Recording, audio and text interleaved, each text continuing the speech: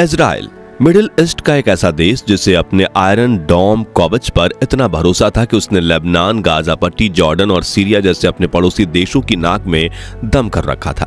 लेकिन कभी इनमें से कोई भी देश इजराइल पर मिसाइल अटैक करने की हिम्मत नहीं जुटा पाया था।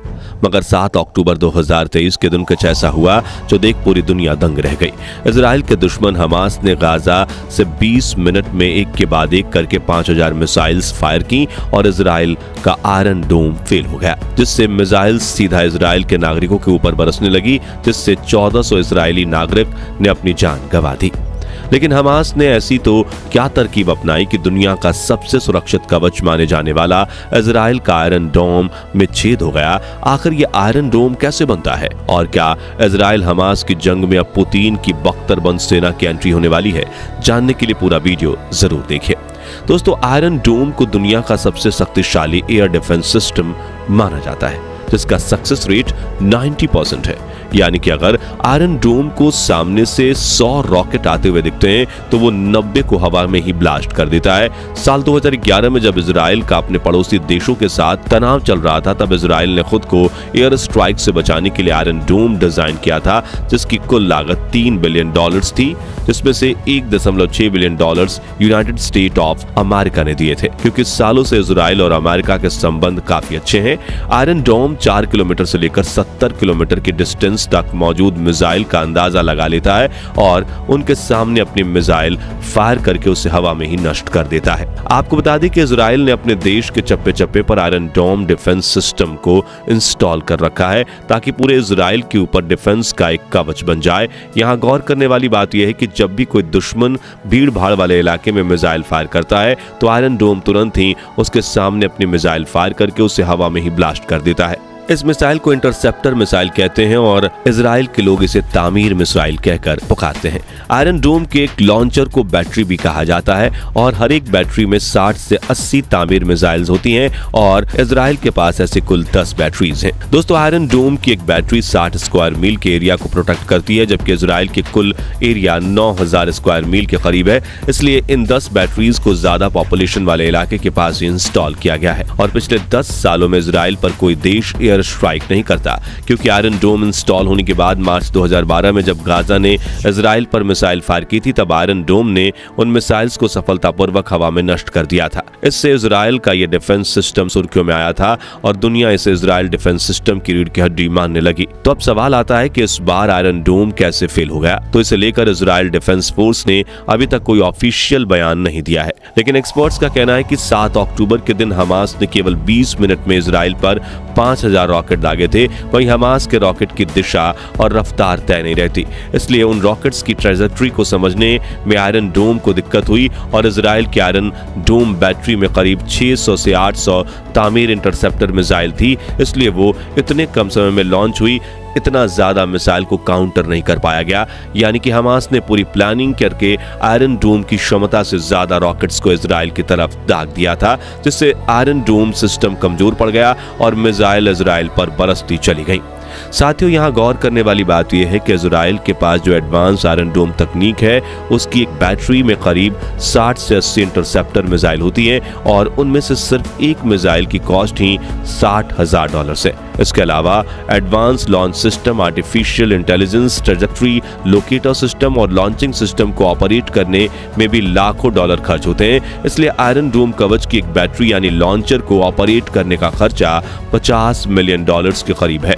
जबकि हमास ने इजराइल पर हमला करने के लिए जो रॉकेट इस्तेमाल किए थे वो रूडिमेट्री कासम रॉकेट थे, जिसमें चीनी और आम फर्टिलाइजर से बना फ्यूल भरा हुआ था, जिस वजह से इसके एक लॉन्च का खर्चा सिर्फ $350 से $400 था। इसलिए हमास इजराइल के आयरन डोम की क्षमता से ज्यादा रॉकेट लॉन्च कर पाया और उसने इतने एडवांस डिफेंस सिस्टम को मात दी थी।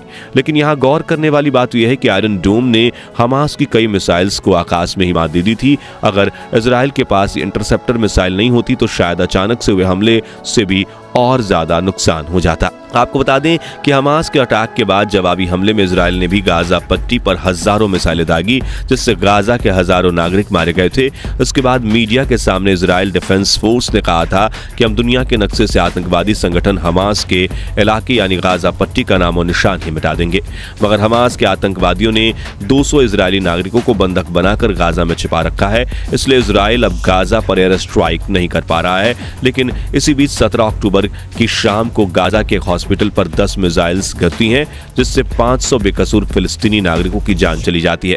हालांकि इजराइल का कहना है कि यह मिसाइल हमने नहीं फेंकी, बल्कि जब हमास की मदद करने वाला आतंकवादी संगठन इस्लामिक जिहाद हम पर रॉकेट दाग रहा था, तब मिसफायर होने की वजह से वो उन्हीं की देश पर गिर गई थी। लेकिन अब दुनिया भर के 57 मुस्लिम देश इजराइल के खिलाफ हो गए हैं, क्योंकि गाजा में 90% पॉपुलेशन मुस्लिम है और इस युद्ध में वो बिना किसी कसूर के मारे जा रहे हैं। वहीं इजराइल में भी हजारों यहूदी नागरिकों ने अपनी जान गंवाई है, जो देखकर अमेरिका ने अपने लड़ाकू जहाज यूएस जेराल्ड और सैनिकों की टोली को इजराइल की मदद के लिए भेजा है। अब दोस्तों, ये बात तो आप जानते ही हैं कि अमेरिका और रूस हमेशा से एक दूसरे के दुश्मन रहे हैं, और जब से अमेरिका ने इजराइल की तरफ मदद का हाथ बढ़ाया है, तब से इजराइल हमास की लड़ाई ने नया मोड़ लिया है।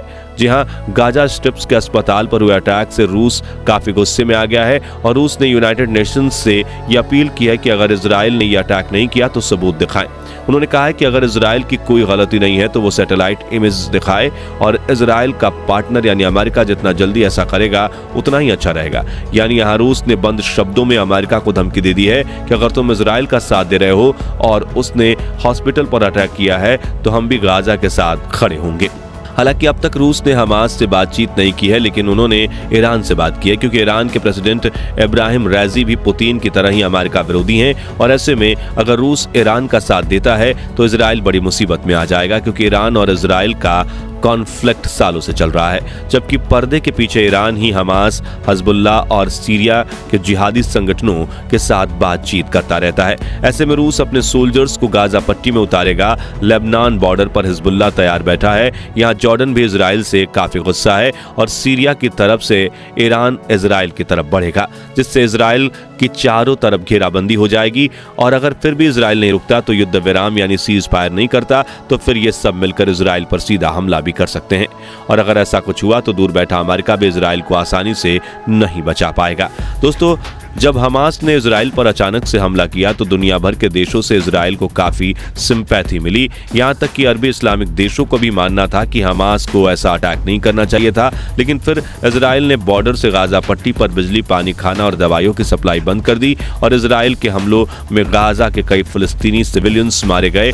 और अब आधी दुनिया इस हॉस्पिटल अटैक में इजराइल को दोषी मान रही है। ऐसे में इजराइल को जो सिंपैथी मिली थी वो खत्म होती दिख रही है, और अगर अब इजराइल ने कोई बड़ी गलती की तो फिर आधी दुनिया इजराइल के खिलाफ हो जाएगी, और रूस भी इजराइल के खिलाफ गाजा में अपनी सेना भेज देगा, क्योंकि इस वक्त पुतिन का पारा चढ़ा हुआ है।